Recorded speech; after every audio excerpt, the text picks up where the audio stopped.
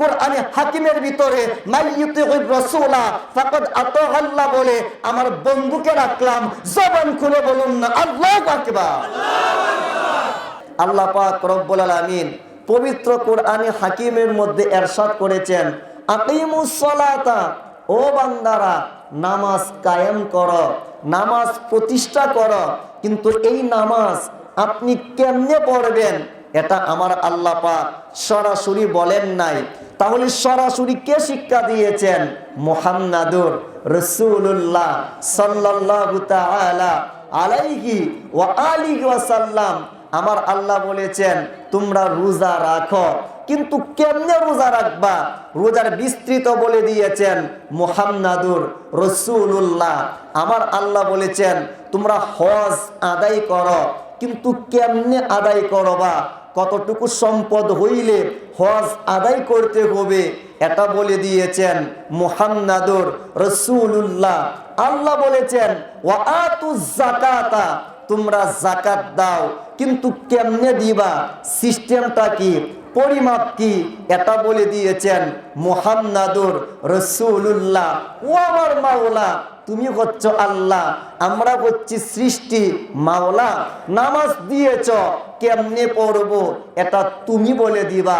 রোজা দিয়েছ, কেমনে রাখবো এটা তুমি বলে দিবা।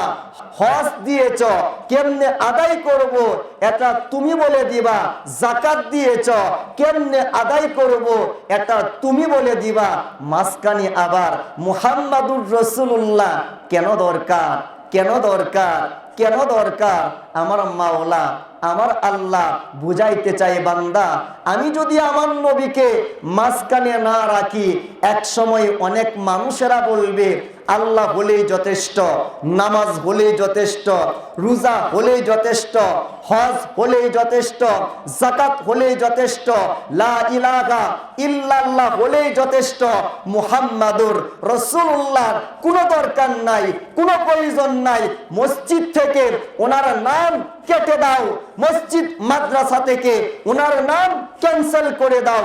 এই জন্যই আমি আল্লাহ একদিকে নামাজের কথা বলেছি, কিন্তু শিক্ষক হিসেবে আমার বন্ধু মুহাম্মাদুর রাসূলুল্লাহকে মাঝখানে রেখেছি।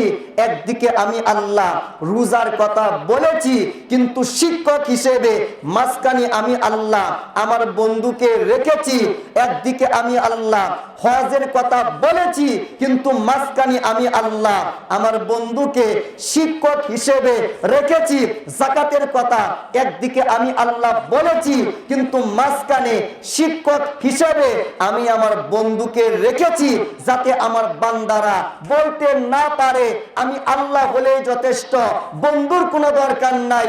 এই কথা যাতে বলতে না পারে, এই জন্য আমি আল্লাহ কালিমার মধ্যেও আমার বন্ধুকে রাখলাম, আযানের মধ্যেও আমার বন্ধুকে রাখলাম, একামতের মধ্যেও আমার বন্ধুকে রাখলাম, নামাজের মধ্যেও আমার বন্ধুকে রাখলাম, কবরের মধ্যেও আমার বন্ধুকে রাখলাম, কবরের প্রশ্নের ভিতরে আমার বন্ধুকে রাখলাম, আরশে আজিমের মধ্যে আমার বন্ধুকে রাখলাম, লৌহ কলমের মধ্যে আমার বন্ধুকে রাখলাম, জান্নাতের ভিতরে আমার বন্ধুকে রাখলাম, 70,000 নূরের পর্দার ভিতরে আমি বন্ধুকে রাখলাম, সিদরাতুল মুনতাহায় বন্ধুকে রাখলাম, 7 আসমানে আমি বন্ধুকে রাখলাম, তাওরাতের ভিতরে বন্ধুকে রাখলাম, ইনজিলের ভিতরে বন্ধুকে রাখলাম, জাবুরের ভিতরে বন্ধুকে রাখলাম, কোরআনে হাকিমের ভিতরে মাইয়ুতিউর রাসূলা ফাকাদ আতাআল্লাহ বলে আমার বন্ধুকে রাখলাম। জবান খুলে বলুন না আল্লাহু আকবার।